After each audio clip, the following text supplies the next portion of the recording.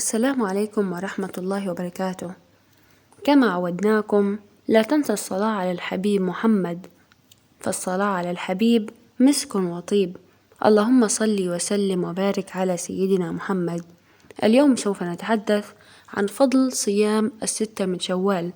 فقد ثبت عن رسول الله صلى الله عليه وسلم أنه قال: من صام رمضان ثم أتبعه 6 من شوال كان كصيام الدهر. وهذا يدل على فضل صيام هذه الأيام، وأن صيامها كصيام الدهر كله، مع أن الله عز وجل جعل رمضان كفارة لما بين الرمضانين.